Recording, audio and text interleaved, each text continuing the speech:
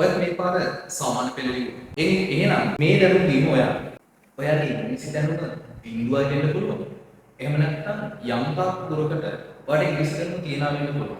ඔයාට ප්‍රශ්නයක් කියවලා තේරුම් ගන්න පුළුවන් වෙන්න පුළුවන්. කෙනෙක් අහන දේ ඔයාට තේරෙනවා වෙන්න පුළුවන්. ඒ උන්ට ඔයාට කතා කරගන්න බෑ. ඒකට හේතු ගණනාවක් තියෙනවා. මේ හේතු ටික හොයලා ඒ හේතු වලට උත්තර දෙන එක තමයි මගේ මේ පාඨමාලාවේදී මම කරන්න යන්නේ.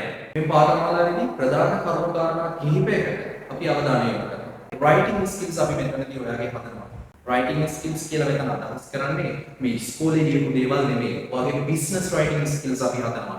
email එකක් කොහොමද ලියාගන්නේ? memo එකක් කොහොමද ලියාගන්නේ? CV එකක් හදන්නේ කොහොමද? මෙන්න මේ කියන දේවල් හැමදේම මම ඔයාගේ හදනවා.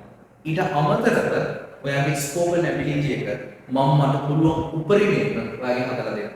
ඔයාට අනාගතයේ ඉන්ටර්වියු එකකදී ෆේස් කරන්නේ කොහොමද? එහෙම නැත්නම් රට යන ඔයාට අරමුණක් තියෙනවා නම් ඒ රට යන ඉන්ටර්වියු එකේ එහෙම නැත්නම් ඔයාට එහි කියලා පාවිච්චි කරන්න වෙන සෙන්ටෙන්සස් මොනවද? වචන මොනවද? මේ කියන ප්‍රැක්ටිකල් සියලුම දේවල් ඔයාට මම ලබා දෙනවා. මගේ පාඨමාලාවයි අනිත් පාඨමාලාවල් වෙනස් වෙන්නේ කොහොමද? නිකම්ම ටෙන්සස් ටික උගන්වලා, පාර්ට්ස් ඔෆ් ස්පීච් ටික උගන්වලා නිකම්ම ඉංග්‍රීසි උගන්වන එක නෙමෙයි මේ පාඨමාලාවේ අරමුණ.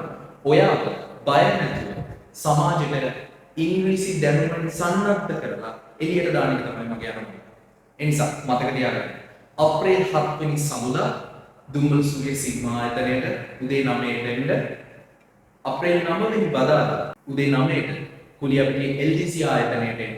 පාඨමාලාව අවසානයේ ඔයාටම කියයි thank you කියලා මේ පාඨමාලාව තෝරගත්ත එකට. අපි එදාට හම්බ වෙමු. ජය වේවා.